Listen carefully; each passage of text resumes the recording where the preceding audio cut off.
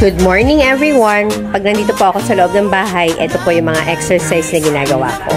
Una, ang tinatawag ko po ay parang praise the Lord.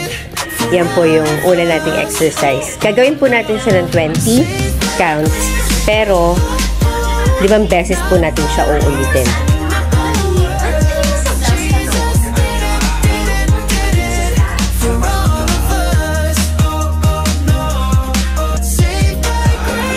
Next naman po, para sa likod natin, para mawala yung mga taba-taba, and of course, ma-exercise natin ang hips natin kahit nasa loob lang tayo ng bahay. We do the squat and then magbe-bending tayo. 20 counts po ulit, pero 5 beses ulit natin siya uulitin.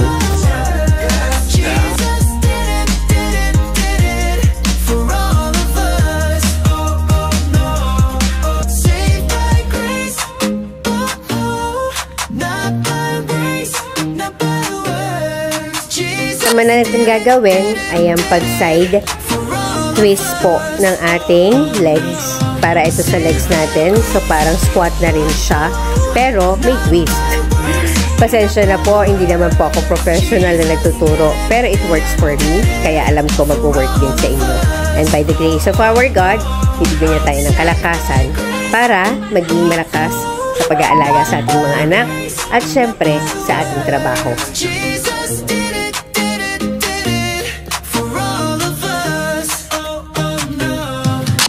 Ang susunod naman natin, itong pag-side bend natin, no? Parang katulad lang din ito nung nauna. Pero, ito kasi, mas nafo-focus natin yung mismong hips natin while nagbe-bend. Yun po.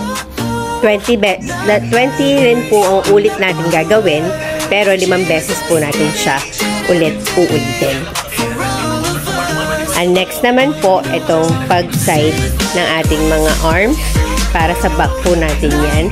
And also, sa ating mga shoulder, natatamaan na rin po yun. Kaya, nag-exercise po ako ng ganyan. So, gagawin ulit natin na 20 and then 5 beses po natin siya uulitin. So, lahat-lahat po ng exercise na ginagawa ko ay nakakaabot ka ng 100 counts. At ang huli po natin para sa shoulder and also sa mga bagsak na arms natin, yung mga skin natin dito sa ilalim ng ating underarm, yan po yun. Pakitama na lang po ako kung mali po ako, pero lahat po ng ginagawa ko na to, na inuulit-ulit ko tuwing nasa loob lang po ako ng bahay, ay nakakatulong sa akin. So, alam ko, nakakatulong din po sa inyo pag ginawa ninyo po at naging consistent kayo. Thank you, yun lamang po. Bye for now.